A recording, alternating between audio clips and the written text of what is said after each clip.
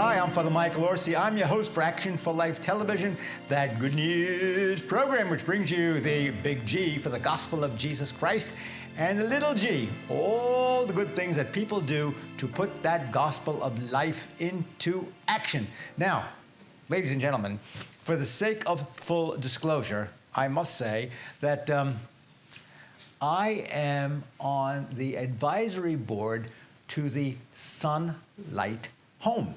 Now you ask, what is the Sunlight Home? Well, it's a place where the sun always shines because of the beautiful people that work and live at the Sunlight Home. Some of you might have in your minds an old phrase that we use for a place like Sunlight Home, a maternity home, or we used to use the term a home for unwed mothers. Now, Sunlight Home is that maternity home, home for unwed mothers. It's a home for little people as they get, born and they go through their first couple of years of life. And it's a place where people learn to live together, to be responsible for their lives, and where they also learn special skills that will help them to continue in life to be successful people. Today, we have the director of Sunlight Home, Miss Carmen Cisneros. She's here with us today, and me and Carmen have a little bit of a history. We'll talk about that too. And then we have Patricia, and Patricia is a resident of Sunlight Home, and we have a little bit of a history behind us too. This is not the first time we've met. Now, the only person of importance that's not here, and I'm sorry he's not, is her baby, Elijah. Well, Miss Carmen, yes. Tell everybody about our little history of how you came to Sunlight Home. Well, I was working at another nonprofit, and somebody was at Mass when you were promoting after our past director, Linda, had to step down for medical reasons.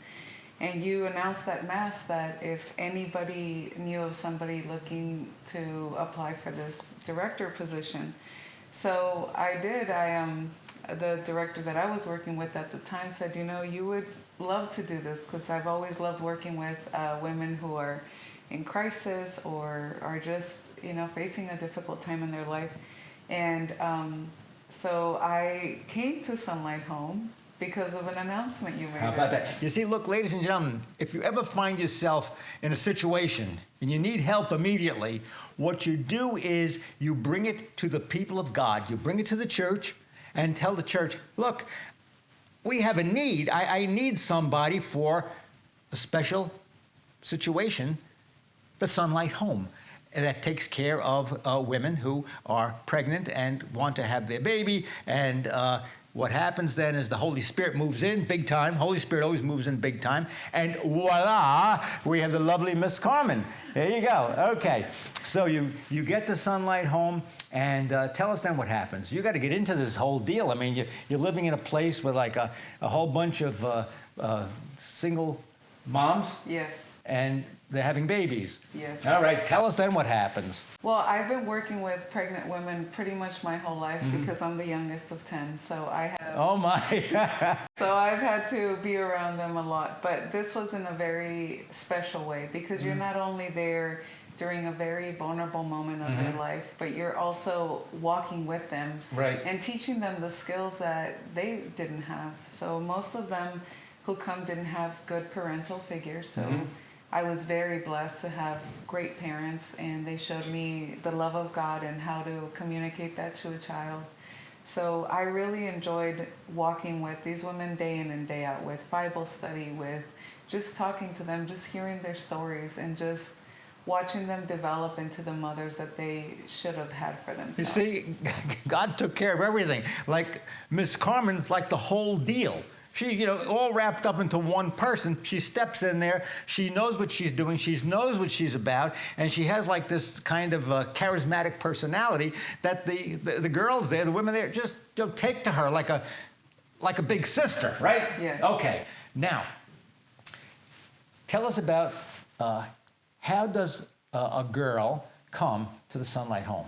Well, recently, a lot of our women find us through our website or they look us up online. We also have different organizations that know about us because we've been here for almost 28 years. And we also get the pregnancy centers that reach out to us when a woman is facing a crisis for abortion. Okay. Now, when somebody contacts you, you do an interview, right? Yes. And they have to be like on board with the program. Yes. All right. What does that mean to be on board with the program? It means that they have to be willing to follow the rules that we set to live in community. So, and it's a program, so it's not just a place to stay. So part of the program is that we ask them to not have a cell phone. Folks, did you hear that? Could I come and live there? I'd like to get rid of the cell phone. It's driving me crazy. Go ahead, next. Then what? All right, get rid of the cell phone. Yay! Well, that's pretty much a very difficult one for a lot of women. Sure. I mean, I'm told that, babies are born with them in their hands these days. Yes. Is that true? Yes, I'm there for a lot of births, and I've seen that. Now, do you do the birthing too? Yes. You I'm do? sure. Yes. Holy cow. So we're there also at their birth, which is personally my favorite. And I experienced that moment of seeing a child, just be born. It's beautiful. Wow. Now, this is Patricia over here, and her baby, Elijah, right? Elijah, he was born at Sunlight? Right before she came to Sunlight. Right before she came. Yes. So she brought the baby with her. Yes. How about From that? the hospital we brought her. From the hospital, and they came over to Sunlight. Yes. Okay. All right. Now, tell us about that deal. I mean, you tell us what happened. All right. So now you are at the hospital, and you have a baby. Yes. All right. And then you say to yourself, oh, what am I going to do now? I mean, how did this happen? Well, I kind of knew what I was going to do after having my baby because I already have the plan, like me leaving from the hospital and going to a new home. So before I went to the hospital, I just make sure I set up all my stuff, get my stuff ready, because my mom was like, well, 2 adults cannot live in the same house, so you have to make a way to get out, to go somewhere else. So everywhere I called, it was like, oh no, you have to be 18 or older, because I was 14. And I was like, oh my gosh, I don't know what to do because no one want to pick me. And I was like, you know what, I'm giving up now. And then there was like that one voice that was like, it's not time for you to give up yet. And I was like, I'll just call that last place. If they say no, then that's it. And I just search up online and I start typing because they have a chat. And I just start type all my business, and there was like a woman named Miss Lacey, she just answered me. And she's like, oh my gosh, can I call you? And I was like, oh my gosh, yes. And I just gave her my number, and then we start talking. It was so late, and we just talking. She's like, so tell me about you. And I was telling her all my story, and she was like, oh my gosh, you're so far away, so we cannot take you right now. Maybe let me talk to the director. Maybe we can take you after you have your child. And I was like, I don't think I can stay there for that long, but we'll see. And she's like, do you have a place to stay for the night? I'm like, yes, I'm sure. I'm okay. And she's like, are you sure? Like, we can find somewhere else for you to go? No, I said, no, I'm fine. I can stay for the night. And she was like, okay. So she kept on texting me. We emailing each other. We met each other once, and I didn't know Miss Carmen. She was coming. You were talking to Miss Carmen on the phone, or? Miss Lacey. Oh, Miss Lacey. Okay, yes. Yeah, okay. And I was like, oh my gosh, I'm about to meet someone that I don't even know. I don't even know how to act. Like, I am freaking out right now. And when she walked in, I was like, I'm ready to go. Like, I already knew Miss Carmen, and it was like, yeah, we need to get everything ready. We getting out of the hospital. And I was like so happy. When I got to the house, I was like, felt so different. Like, everybody was like, oh my gosh, welcome to the house. It was like a family. It was just like, it was not like, oh, no, you stay on your own. Like, no, we don't know you. We don't want to talk to you. It was like, everybody like, hi, oh my gosh, we're so happy to meet you. It's so nice to be here. It was like a family, like I was walking to my own family house. And that's, folks, I mean, isn't this beautiful? But I mean, I can't believe, like, all these other places said, you're not old enough to come here? Nope. Miss Carmen, is that like the norm? I mean, I don't get this. I mean, the girl's having a baby. She needs a place to go. You're too young to come here. Well, what do you do then? Well, that's why most teenagers choose abortion. Because Do you hear that? I don't ever want to hear this again. If anybody calls up one of these maternity homes and they say, "Oh, you're too young to come over here," you should close your door. I'm sorry. Yeah. Well, I mean, this lovely young girl over here. What tremendous amount of courage you had. I mean, God bless you. I mean, then you're on this chat. You do chat. They call it chat. You go on the thing there, folks, and then they talk back and forth. That's what they tell me anyway. Okay, so then you're chatting with Miss Lacey, who's very nice. We know Miss Lacey. She's very nice. And then Miss Carmen comes and gets you at the hospital with Miss Lacey. Yes. And the hospital was like far away. Miami. Yeah, I heard. I know about that. Yeah, like far away. They go all the way to Miami, and they bring you and the baby back. Yes. All right, lovely baby. One thing I'm kind of mad at, but I guess it was too late. You should have named him Michael. That's after me. Okay. Okay. So you move into this situation, right? And you have how many other women are there? Girls and Well, no, it's only the two of us. two? Yeah. But There. when you came, When I came, I think it was like 5. Oh, 5. Yeah, there were 5. Yeah, because I remember I came to see you. Remember I came to see you? Yes. Yeah, I did. I came to see you. All right. And there were 5 there at that time. But now there's 2? Right now 2? Okay. So you move in with like a whole bunch of new people. Yes. And that's kind of scary, isn't it? Like a whole bunch of new people. All right. And it just like Miss Carmen just like made everybody like ease into each other. How did that work out? Tell me what happened. It was like, they was like waiting for me because God was the one who placed me there, and he was like already making the way for everybody to like be nice with me and everything. And it was like as soon as I walk in, a girl named Michaela, she was like, "Oh my gosh, you need food. Do you need food?" I'm like, "No, I'm good." She was like, "Oh my gosh, I just got cake. Like, here you go. You have to eat." And I'm like, "No, I'm good." And she cut me 2 pieces of cake, and she was like, "Go ahead and eat." Wait, I want to stop with this cake deal. I thought there was no dessert, Miss Carmen. we're not supposed to have it, but we allow it on Oh, certain I found this out, folks, I found this out about the no dessert deal because I brought an ice cream cake one day, and Miss Carmen said they're not allowed to have dessert, but we'll make an exception. Okay, so that was the exception. Okay. We make exceptions. Okay, all right. So you're in this new place now, and it's a nice place, folks. It's a very, very nice place. I mean, this is like, nice. It's not like some cell that you go to. It's nice, and the food is good. All right, it is good. Most of the girls, they put on a few pounds too, although they're it's not just the baby. Am I right? Yeah. Yeah. Okay. All right. So then they say, you're here now, and this is the program. And Ms. Carmen, you run through the drill. This is the drill. Tell us the drill. So when a girl first comes or before they come, we run over the rules that we expect of them to follow. But we always make sure that they know that those rules are not as if we're trying to enforce something like in jail, but they're there to help them achieve their goals and help them get to a better place in their life. So really they're more guiding principles for them to empower them. And so once they realize these rules are not just because somebody's trying to control me, but it's because it's what's best for me and my baby. I really see that they embrace that because a lot of them come from places where that wasn't followed, or they raised themselves, or they didn't have somebody who said, this is the right way to live, or this is the right thing to do. Okay, like what's the schedule like? You have a schedule. So when The bugle blows at 5 o'clock in the morning for, okay, what happens? Yes, well, it depends on the women that are there and what they go through. So right now, since Patricia's in school, she wakes up. Oh, yeah. Let me tell you, folks, she's in school. And guess what school? My school, St. John Newman High School. She's a student there. And she's doing very, very well. So she tells me.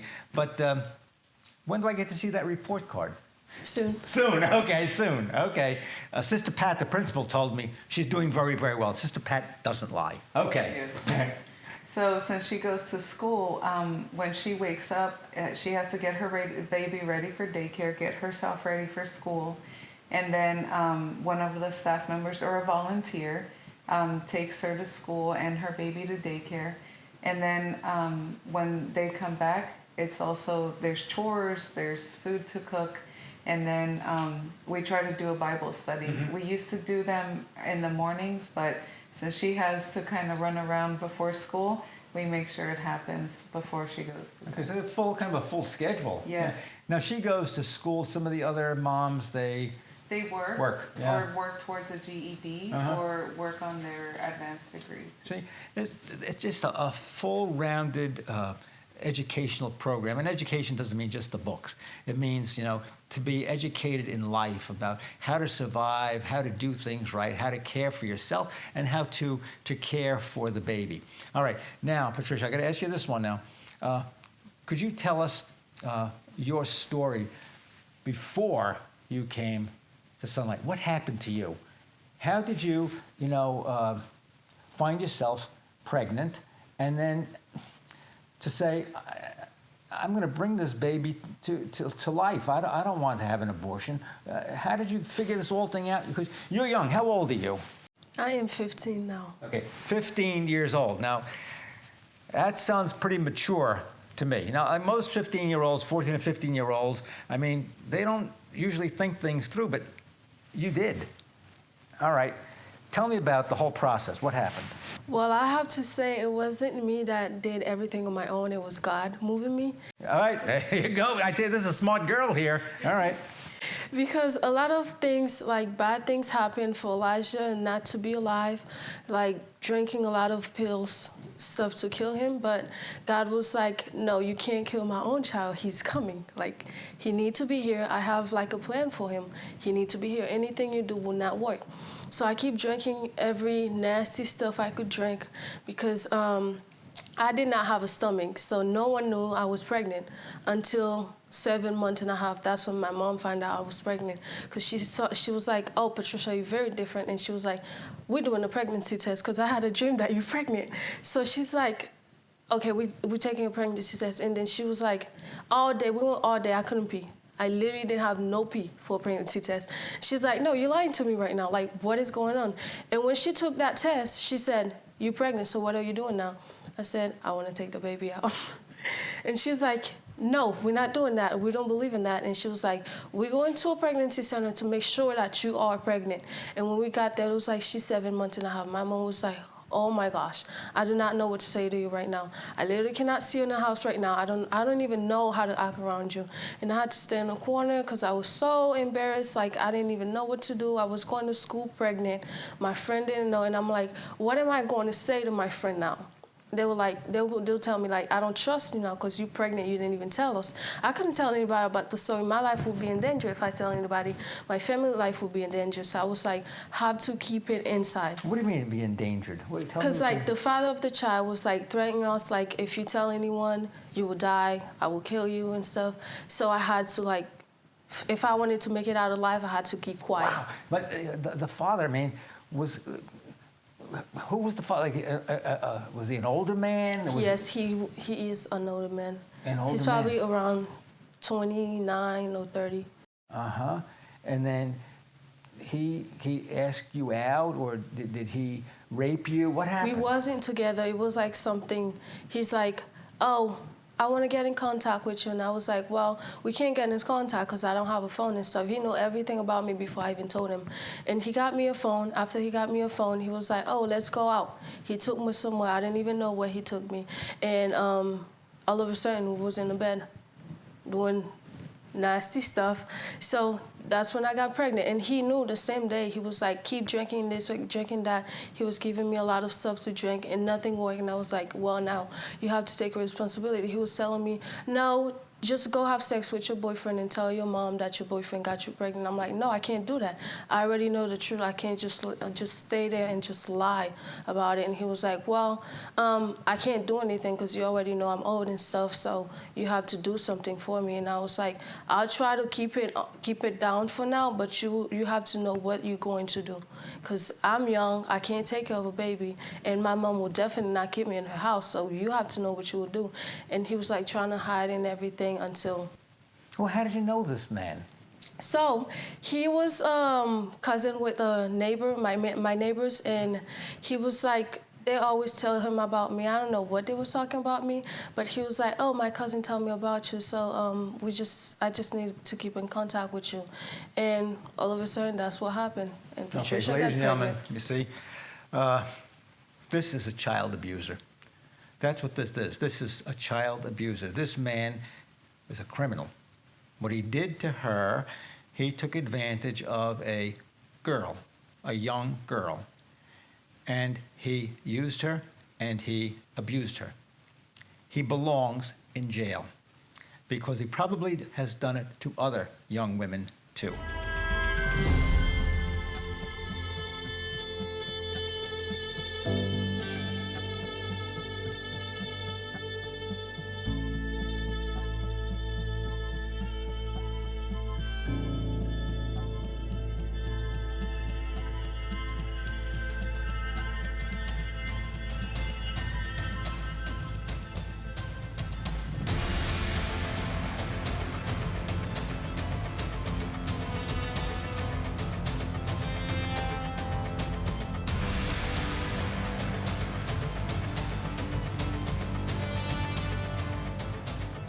As you can imagine, producing this wonderful program, Action for Life, it costs a great deal of money. We're going to need your help. So if you would like to donate to keep this good news program on the air, please go to your computer, your cell phone, actionforlife.net.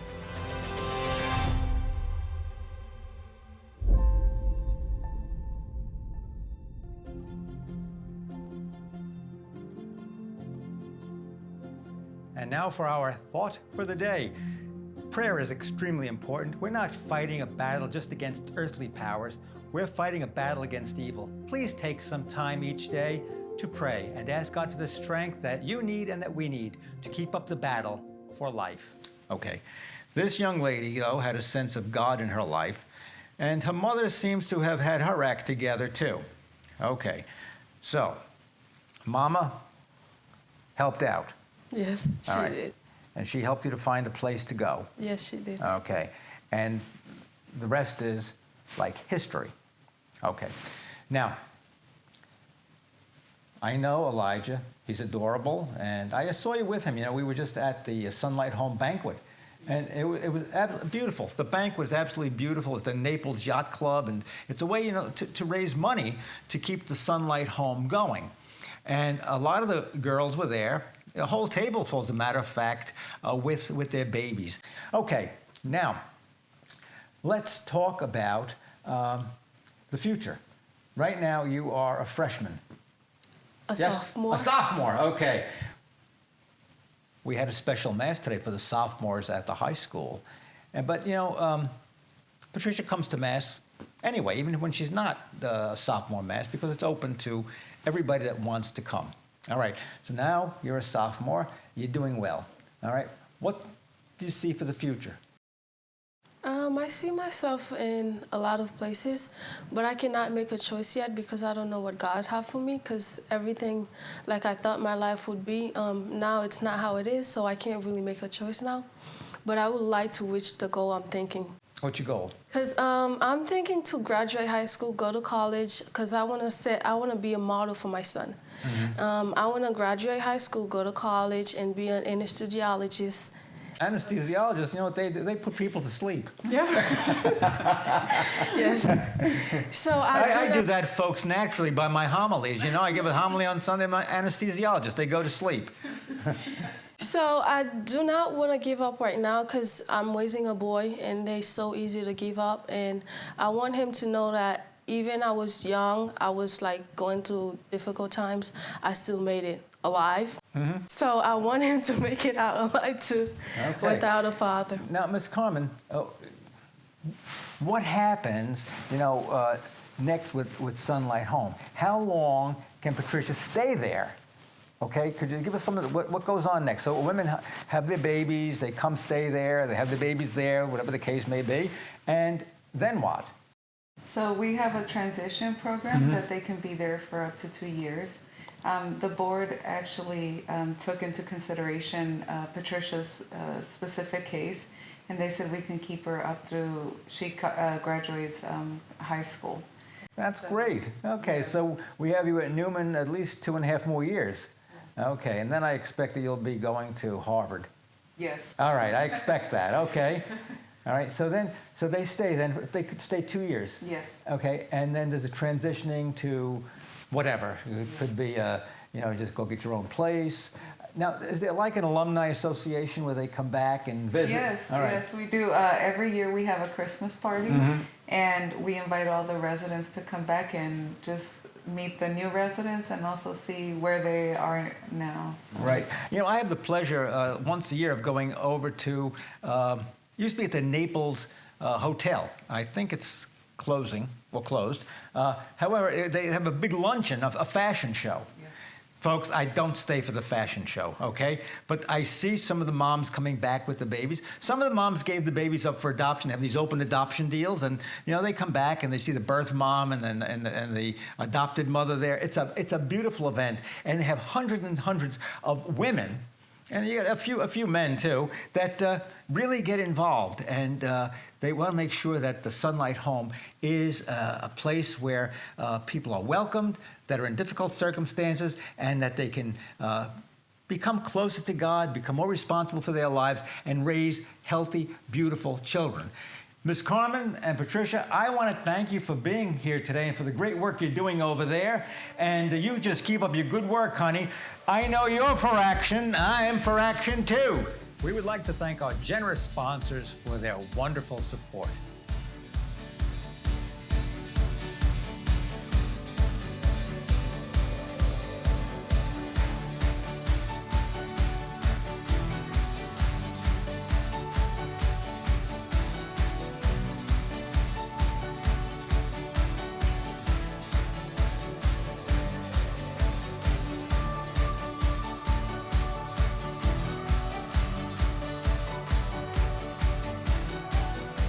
Thanks for watching. Please join us next time for Action for Life. I'm for action, and I hope you are too.